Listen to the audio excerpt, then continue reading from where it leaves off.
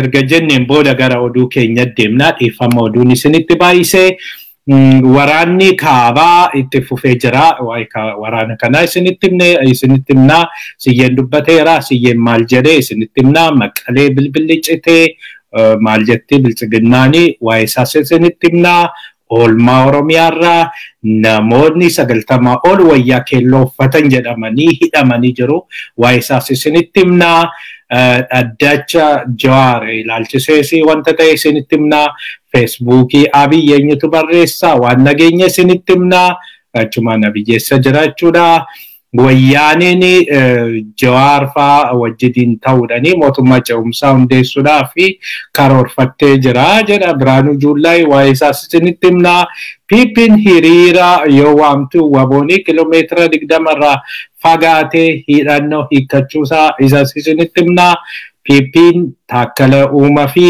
gareesaa yookiin namoota muraasaa wareeguudhaa fi akka dhaadachaa jirtuu fi akka qophaa'aa jirtuudha kan nagaamu isaas isinitti himnaa namoonni 3,500 olii ajjechaa caaluutti wal qabate hidhaman isaanis mana hidhaa keessa jiru akka jiranii mootummaan amanee jira yeroo dhiyoo keessatti dhiyaatu jedheera waa'ee isaas isinitti himnaa zooniin 5 wal ta'anii naannoo hundeessuudhaaf ta'u waa'ee isaas isinitti himnaa Isattaani Joe Biden Eertiraa Itoophiyaa keessaa bahuu qabdii jedhee jira. Waa'ee kanaas isinitti himnaa wayyaanee fi bilchiginnaan araaramuu qabu jetti Ameerikaanii yookiin gargaarsi hin jiru. Sanaan alas UN mootummaan Itoophiyaa gargaarsa akkan hin geenye godhaa jira jedhanii jiru. Waa'ee kanaas isinitti himnaa Abiyyi waraanaan yakka waraanatiin gaafatamuu danda'a baay'eetu dubbachaa jira lafa jala irratti hojjechaa jiru kanas Israa'el Abiyyi duuban dhiitte UNESCOon ajjechaa gaazexeessaa Daawit balaaleffatee jira kanas isinitti himnaa hanga dhuma sagantaa keenyatti akkan wajjiniin turtan abdii godhachaa gara oduu keenyatti deemnaa. Oduun keenya jalqabaa waraanni kaabaa akkuma itti fufetti jira waraanni kuni iddoo garagaraatti geggeeffamaa ture har'a immoo naannoo dhiya Tigraayii Shiraaroo fi Shiree jidduutti waraanni hamaan akka geggeeffamaa oolee dubbatamaa jira kanaanis gama lamaan irraayyuu namoonni hedduun akka kufanidha kan dubbatamaa jiru hunduma caala garuu kan rukutamee loltuu biyyattii ta'uu isaati kan dubbatamaa jiru kanumaan wal qabatee waraanni hamaan akka geggeeffamaa ture kaleessa dheengadda dubbatamaa ture waraanni Itoophiyaa fi Eertiraa wal rukutaa ture kuni akka hin baane fi namoonni waan kanaa akka biyya keessattii fi biyya alaatti hin gabaasneedhaaf jedhanii bilbila kutuun isaanii yaadatamaa waa'ee bilbila kanaas erga bilbilli citeen booda bilbilli maaliif cite jedhanii har'aa erga gaafatanii BBC'n erga addee Firiyoot Taammiruu gaafateen booda Firiyoot Taammiruu bilbilli kuni kan citee waan biraatii otoo hin ta'in faayibariitu jidduutti citee jettee jirti faayibariin jidduutti waan citee fi faayibarii sanaa sirreessuudhaaf yeroo dheeraa fudhatee jettee jirti yeroo dheeraa jechuun hagam akka ta'e hin beekamu garuu kun waan nama amansiisu miti faayibariin jechuun faayibariin yeroo kana citaa faayibariin hagamma yeroo waraanni Tigraay keessatti deemu sanas cite jedhamanii rakkoon garagaraa irra gaame jedhameeti kan ishiin dubbachaa turanii garuu waan nama amansiisnedha duraan dursee faayibariin lafa jalaadha kan inni deemu yoo cites immediately detectoriin jira bakka inni jiru sana dhaqanii wal qabsiisuun ni danda'amaa ture yeroo dheeraa wanti inni fudhatuuf hin jiru garuu wantichi nutti agarsiisu waanuma akka odeeffannoon iddoo isaanii hin baane gochuudha akka godhanidha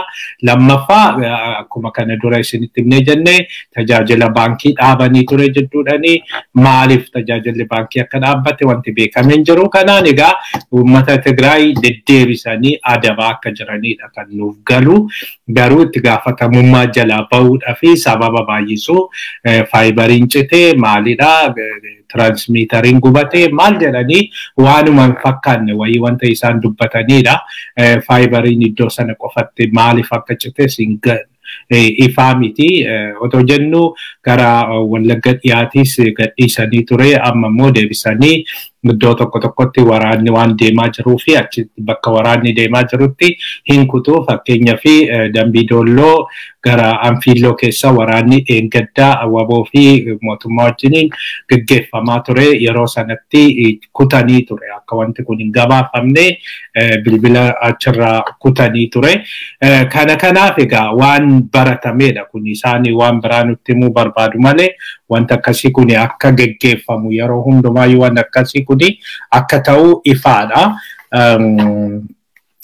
Isaan garuu kana akka beekatiif godhamu kana waan gara uumuudhaan irra darbuu barbaadu. Gama biraatiin Siyyee Abrahaa dubbatee jira. Siyyee Abrahaa har'aa miidiyaa Tigraay Miidiyaa Haawusii wajjiniin gaaffiif deebii godhee jira. Gaaffiif deebii har'a godhe kana keessatti wanta Tigraay keessatti deemu dubbatee jira. Hunduma caala kan nama ajaa'ibee Siyyee Abrahaa akka jedhutti juntaa rukunnee jirra, juntaa barbadeessinee jirra jedhu. Juntaa Aksum Tsiyoon juntaa ta'eeti kan marfiidhaan rukutamu. Akkasumas Al-Najaashii juntaadha kan isaanii marfiidhanii meeshaa waraanaa gurguddaadhaan rukutanii akkasitti barbadeessanii deebii Al-Najaash qofa otoo hin ta'in Waldibbaa Gadaamii Dabradaamoo Waldibbaa isaan kana meeshaa waraanaatiin kan isaanii akkasitti rukutanii fi waan juntaa ta'ee fi juntaa wanti jedhamu hin jiru. Juntaa rukunne jedhu malee juntaa isaan rukutan hin jiru. Walumaa galatti wanti isaan gochaa jiranii juntaa rukutuu otoo hin ta'in Tigraay barbadeessuudhaaf uummata Tigraay lafarraa balleessuudhaaf kan isaan hojjechaa jiran malee wanta juntaa balleessine jedhamu wanta juntaa rukunne jedhamu tokkoyyuu hin jiru jedhanii jiru. Haala kanaan egaa roorroo isaanii himatanii jiru. Garuu fuulduratti maaltu akka godhamuu qabu hin beekamne. Siyyee Abrahaa Suudaanii jira. Siyyee Abrahaa Suudaanii mootummaa Suudaanii wajjiniin wal ta'uudhaanii naannoo sanaanii gargaarsi uummata Tigraayiif akka galu akkasumas gargaarsa dhaabichaa fi gochuudhaaf akka deemaa jiranidha. Kanuma wajjiniin egaa wayyaanii Saalisaayii wayyaanii yookiin wayyaanii sadaffaan akka jalqabee fi hojii gurguddaarra akka jiranidha. Naannoo sanitti kan dubbachaa jiranii. Egaa kan erga jenneen booda gara oolmaa keenya Oromiyaatti ceenaa. Oolmaan keenya Oromiyaa kan jalqabnu namoonni 90 olii wayyaa keelloo uffatan jedhamanii hidhamanii jiru. Namoota hedduutu egaa haala kanaan hidhamaa jira. Ammallee namoonni kuni dhaddachaa Jawaar Mohaammed faarratti hokkara kaasuudhaa fi wayyaa keelloo uffatanii dhuftanii jechuudhanii hidhamanii achuma mana buufata poolisii lidataatti akka hidhamanii jiranidha kan nageenyu. Isaan kana keessattuyyuu gaazexeessituu aktivistii Masarat Dhaabaa fa'aa akka argamtuudha kan nageenye. Namoonni kun waan biraa wanti isaan balleessan hin jiru. Hokkara tokkos kan isaan uuman hin jiru. Hokkarri tokkoyyuu hin jiru naannoo sanii.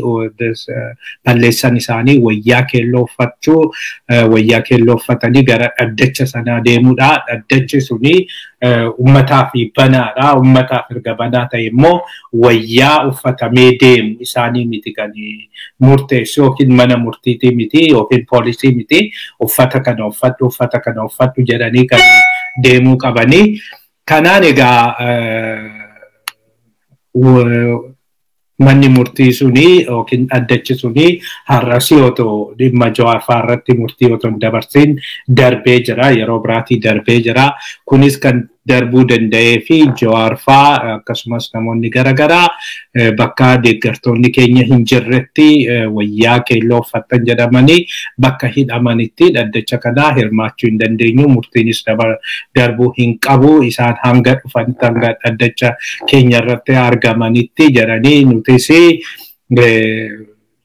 waan isaan aga hiikamanitti dhaddacha kana dhaga'uudhaa fi murtii kanas dhaga'uudhaa qophii miti jedhanii dubbachuudhaanii dhaddachi torbanitti darbee jira.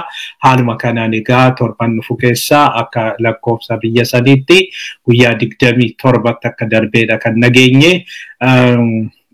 Kanuma wajjin wal qabatee wanti jiru egaa ammallee taananii wanti nutti agarsiisu kun uffata tokko uffata barbaadanii uffachuu dadhabuun kuni fi namoota achirratti argaman kana hidhuun kuni waan keessaa nutti agarsiisu qaba.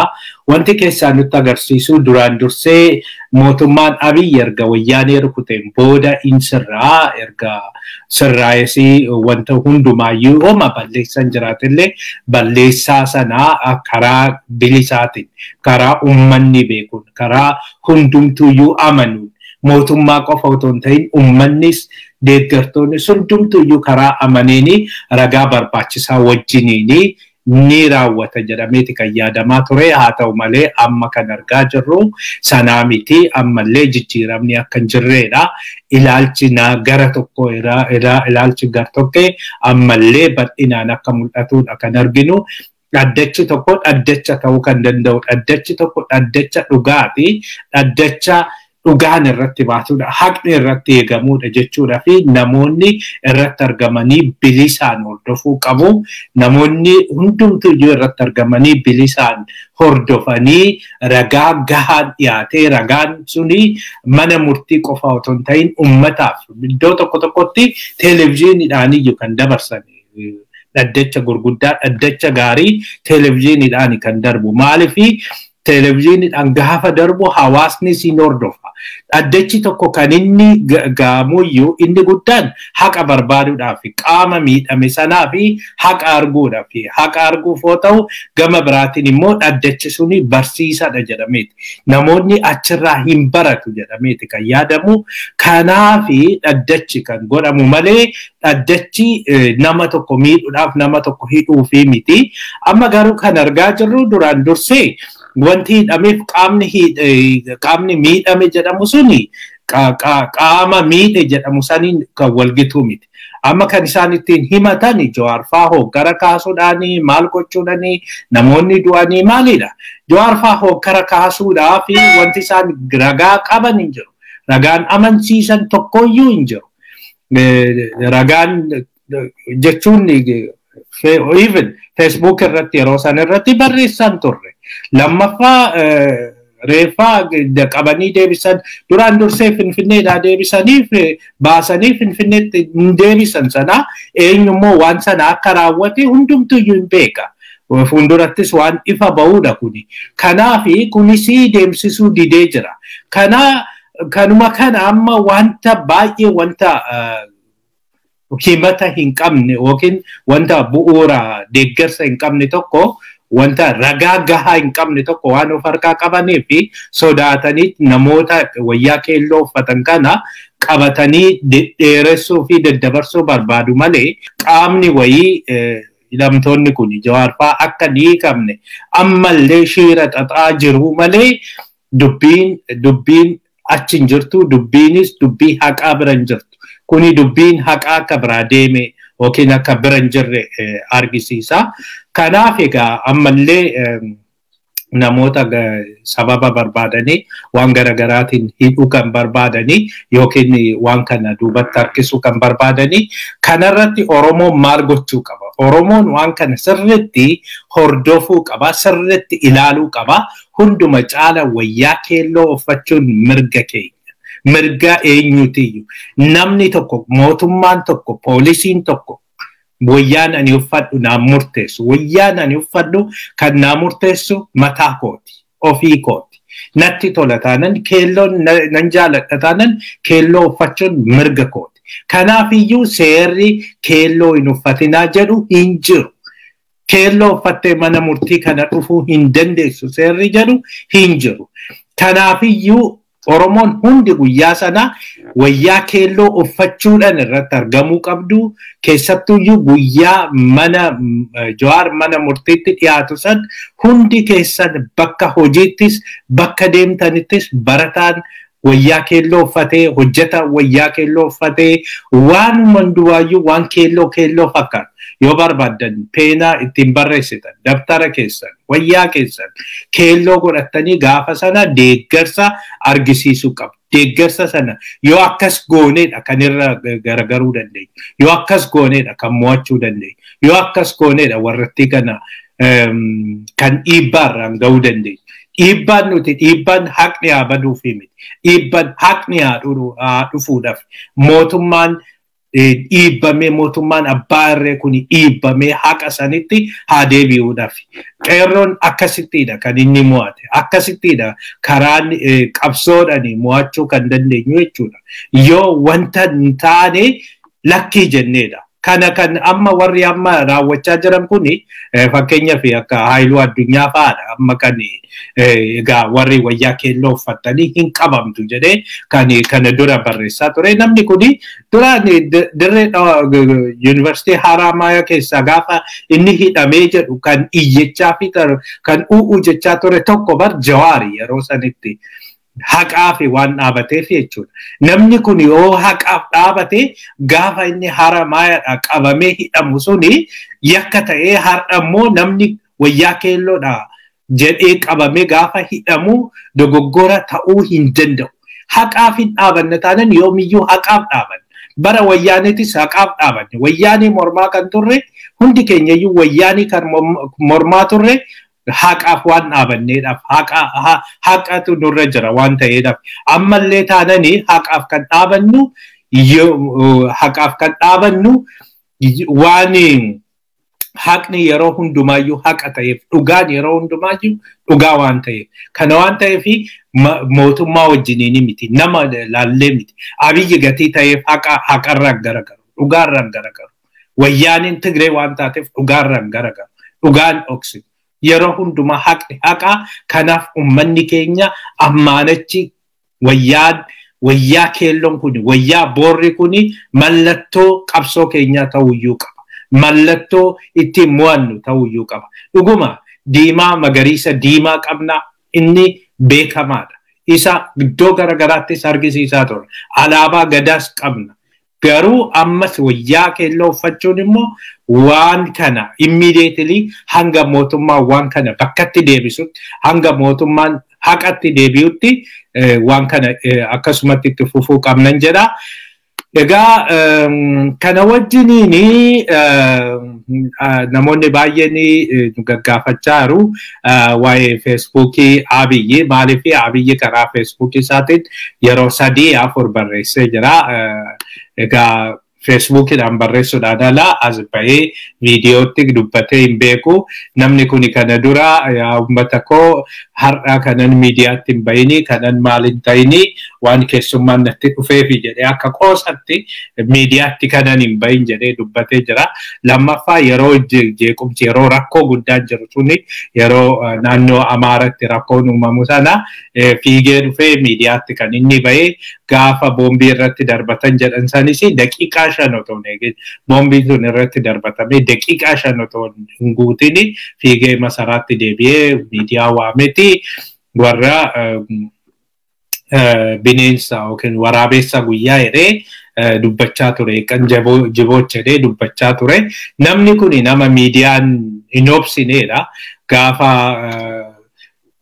maali bakka Minilik galma isaa sana haaromsee bakka uummanni keenya dur irratti rakkoo guddaan irra gahee yeroo sanatti uummanni Oromoo garba ta'ee garbummaa sanaanii damma fidee midhaan ofii isaatii daakee jechuudha. Yeroo sanitti uummanni baaburaa yookiin itti daaksisan kun hin jiru. Ofii isaatii kan inni daaku sangaa oofee tumaalessa oofee fidee achirratti yeroo inni gabbaraa ture warri nafxanyaa warri yeroo sana makwaninti masaafinti jedhamanii achirratti isaan baacanii akka barbaadanitti waan barbaadan nyaatan sana isa sana mallattoo garbummaa mallattoo hacuuccaa sana haaromsee mallattoo hacuuccaa sanitti nama gaafa waamu laayifii darbaa ture wanti suni walumaa galatti Abiyyi nama miidiyaa nobsineedha namni miidiyaa nobsine kuni amma deebi'ee karaa feesbuukii qofaanii mul'achuun isaa even tiwiitarii irraa dhabamuun isaayyuu namoonni baay'een gaafii kaasanii jiru haala kanaanii namoota tokko gaggaafachuu jalqabneerra mee dhugaa jiru nutti himaa Abiyyi dhuguma feesbuukii kanarratti barreessaa jira isumatu barreessaa jira jennee gaafannee jirra akka nuun jedhanitti feesbuukii kana inni barreessaa hin jiru nama lamatu barreessaa jira jedhanii tokko dhiiraa tokko dubartiidha jedhanii maqaa isaanii ammaa fi isiniin nimnu yookiin isinii fi hin dhoofnu jedhanii achuma masaraa keessa warra jiranidha. Namoota kanatu akkaawuntii kana qabatee jira. Namoota kanatu kan Abiyyis akkasumas kan Prime Minister Office jedhanii namoota lamaan kanatu hojii kana hojjechaa jira malee Abiyyi ofiisaatii barreessaa kan jirredha. Kanuma wajjiniin egaa Abiyyi yoo akkas ta'e maaliif inni barreessuu dide? Abiyyi ofii lubbuudhumaan jira jennee akkuma nama kamiyyuu gaafannee jirra. Namaaf du'a hawwinu nuti. Abiyyi must go jechuun Abiyyi must die jechuu miti. Abiyyi akka du'u hin barbaadnu. Eenyuyyuu akka du'u hin barbaadnu. Eenyuufiyyuu du'a hin hawwinu. Nuti dhugaa barbaadna. Biyyattiin sun karaa dhugaatti deebi'uudha malee haala sanaan egaa namni tokkoyyuu wanti beeku jiru garuu akka nuti amannutti kana durasi akkuma sitti mee jira naan jedhe namni masaraa keessa jiru suni argeen jira. Namatti mul'atu baay'ee immoo mul'atu namoota tokko qofaatti mul'achaa jira yookiin namoota baay'eetti dhiyaatanitti wajjin wal qunnamaa jira malee jira waan du'e yookiin lubbuudhaan hin jiru kan jedhamu suni soba. Garuu achuma keessa taa'ee shiira xaxaa akka jirudha kan nagaani. Egaa shiira maal akka xaxaa jiru, maal akka yaadaa jiru, maal akka gochaa jiru wanti beekamu hin jiru. Sanaan ala namni kuni lubbuudhaan jira kan jedhaniiti kan isaan dubbatanii. Haa ta'u malee namoonni tokko kan wajjiniini waan wal qabsiisanii kan gaafatan jiru. Fakkeenyaaf wanta kaleessa Suleemaan Daddafoo kaasee jira yookiin wanta Suleemaan Daddafoo maxxanse jira. Suleemaan Daddafoo wanta tokko maxxansee jira jedhee jira. Yeroo kanatti yeroo rakkoo keessa jirrutti warri yeroo hundumaayyuu kan nama ganu jira. Warri immoo nama gananii harma haadhaa ciniinanii jiru. Isaan kuni yeroo hundumaayyuu seenaa biyyattii sana keessatti arginee jirra jedhee jira. Isa lammaffaa siriitiiwit godhee kan irra deebi'ee dubbate yeroo kanatti namoonni garaagaraa rakkoo kana ilaalanii rakkoo keessa galle kana ilaalanii yeroon keenya amma jechuun kuni hagam yartuu ta'anii argisiisaa jedhee Suleemaan Daddafoo dubbatee jira. Suleemaan Daddafoo wanti inni jedhe kuni wanti argisiisu Abiyyi rakkoo keessa akka jiruu fi Abiyyi hunduma caala waan akkaati amma isin jettan kana nagaa qaba jennee hin yaadnu kanaafi rakkoon kuni maali jedhanii namoonni garaagaraa nu gaafatanii jiru. Akka nutti fakkaatutti akka tarii qulqulleeffachuu yaalleesitti Suleemaan Daddafoos kan inni jechaa jiru Abiyyi waan rakkoo keessa galee fi warri kun akkas godhanii otoo hin ta'in rakkoo garaagaraatiin qabamne jirra kan jedhanii tokko dhimmi Tigraay kuni rakkoodha mataa isaatiin iyyuu Suudaaniin lafa qabachuun ishii rakkoodha karaa tokkoon Beenishaangul keessa wanti deemaa jiru rakkoodha.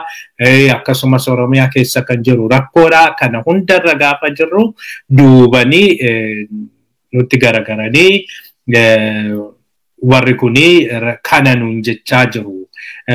yeroon isaa amma yeroon aangoo qabatanii yeroo biyyattiin dadhabde kanaadha yeroo waraanni biyyattii kuni rakkoo keessa galee yookiin waraanni biyyattii kuni akka barbaadetti socho'uu hin dandeenye yeroo kanatti aangoo qabachuu qabna jedhanii yaadanidha malee Abiyyi waan rakkoo keessa jiruuf jedhanii miti jedhanii jiru. Egaa kamtu akka dhugaa ta'e hin beeknu jechuun waan nutti himanidha. Nuti hanga qulqulleeffachuu dandeenyedha. Gama biraatiin wayyaaneen Jawaar faa wajjiniin ta'uudhaan mootummaa ce'umsaa dhaabuudhaaf karoorfattee jirti jedha Biraanuu Juullaa har'a miidiyaa wajjiniin walgahii yookiin gaafiif deebii godheeni duraan dursee waraanni wayyaanee kuni iddoo garagaraatti raawwachuudhaaf ture. Kanaan egaa wayyaaneen karoorri isaanii duraan dursee loltuu hanga 100,000 qopheeffatanii ture milishaa maal walitti qabanii isaan alasii warri kaaba jiru iziin kaaba jedhamu suni hanga loltuu 40,000 qaba. Loltuu 40,000 kana ofitti makna Abiyyi sirna haadaawii jedhamu kana sirna tokkummaa kana isa deebisuuf jennee isaan sossobnee ofitti qabna. Isaan erga ofitti qabneen booda waraana gara kibbaatiin banna, karaa raayyatii fi karaa affaariin bannee asiinis karaa amaaraa kanaan bannee achiin booda erga waraana kana banneen booda waraana biyyattii salphumatti mo'annaa. Waraana biyyattii salphumatti mo'annee akka isaan jedhan akka inni jedhutti egaa achiin booda Walloo keessa gadi dhufne asiinis Gondar keessa gadi dhufne akkuma durii sana garmaamnee dhufne Finfinnee gallee Finfinnee erga galleen booda Abiyyi hunduma isaanii bilchiginnaa guutuu achirraa ariinee bilchiginnaa erga achirraa ariineen booda mootummaa ce'umsaa Jawaar faa taanee hundeeffannaa jedhee dubbateera. Haa ta'u malee wanti kuni waan qabatamaa miti. Kana kan duraan dursee kana jedhee amansiise kana duras akkuma isinitti himne Shaabiyaadha. Shaabiyaatu daninnati yookiin tika Shaabiyaatu waan kana fide akka konspireesii jechuu danda'ama. Kuni waanuma dhugaa tokko irratti iyyuu namni kuni nama jeneraala, nama itamaajorii jedhamu tokko nama waraana biyyattii hoogganuudha. Amma namni hanga isaa guddaan kuni waan gadi bu'aa akkasii kana yoo dubbatu irraa miidhagu. Duraan dursee security analysis hin qabu. Security analysis kuni haa jennu yoo egaa akka inni jedhutti nama 100,000 fi nama 100,000 qabu akkasumas iziin kaabaa suni nama 30,040 qaba. Akka inni jedhutti kan dubbiin kun fashalaa'e maal ta'eeti iziin suni gara isaanii goruu dideeti isaan itti marsanii jennaan akkasuma yuunitiidhaan qoqqoodanii achiin booda isas rukutuu taananii akkuma ta'ammirii yookiin dinqii fakkaatu tokkoon isaanii yeroo tokko warra hidhannoon qabne booji'anii argisiisanis ture jedha. Gama biraatiin isaan achi keessaa bakka itti marfaman sana bahanii waraananii rukutanii nutis rukunnee wayyaaneen akkasitti mo'atamte malee karoorri wayyaanee akkasii jedha jechuun waan hin fakkaannedha. Duraan dursee 100,000 erga qabu ta'e 30,000 isaaniif homaa miti. 30,000 dhufees deemes akkasuma wanti dabaluu hin qabu. Lammaffaa amma mo'anni erga jedhanii 100,000 qabatanii 30,000 iyyuu egaa jiraatee du'ee iziin kaabaa suni egaa maalitti akka jedhan egaa amma wanti beekame hin jiru. Iziin kaabaa suni dhuguma ba'an immoo dhuguma dhuman immoo stiil wayyaanee wajjin jiru immoo wanti izii kaabaa sanii wanti beekame hin jiru. Namoota muraasni wayii Eertiraatti baqachuun beekamaadha. Namni achi keessaa bahan. Isaan suni Eertiraatti baqatanii achiin booda achi as deebi'uun isaanii beekamaadha. Garuu sanaan ala yeroo isaanis kan dubbachaa turre loltuu gara Eertiraatti fe'anii Antonooviidhaan achiin booda gara Eertiraatti warra loltuu Eertiraa wajjiniin as waraanuudhaaf wayyaanee waraanuudhaaf akka qophaa'aa turanidha wanti ifa jiru. Hundumaafiyyuu yoo kan dhuguma amma egaa milishaan Amaaraa loltuun biyyattii kuni biyya wayyaanee dhaqee ji'a tokkottis haa ta'u maalitti mo'adhe jedhu kuni gaafa isaan Gondar qabatan gaafa isaan Walloo qabatanii eessa dhaqa? Inni ittisuun danda'u ture. Lammaffaa yeroon durii akka itti isaan dhufanii fi amma akka itti isaan dhufuu barbaadan kun yoo nama security analysis kana beeku dhimma waa'ee waraanaa beeku jiraate haala mijataatu jira walumaa galatti. Ummanni Amaaraa dhuguma wayyaanee deebisee fudhatee hammatee akka dur dabarsee baatee Finfinnee galche sana amma baatee galcha. Amma iyyuu waraanni diinummaan akkasitti mul'ate kuni otoo jiru diinummaan kun akkasitti otoo jiru akkam godhaniiti Gondar keessa cabsanii Walloo keessa cabsanii kan dhufuu danda'an. Oromoo miti wayyaanee kan caccabsee qeerroo miti caccabsee kan Maqaleetti galche.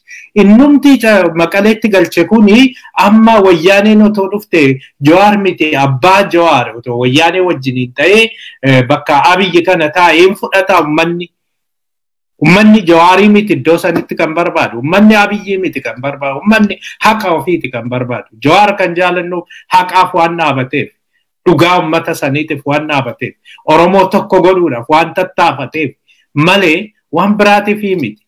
Otoo Jawaaris akkuma Abiyyi kana ta'e Oromoo wanti inni jaalatuuf hin jiru.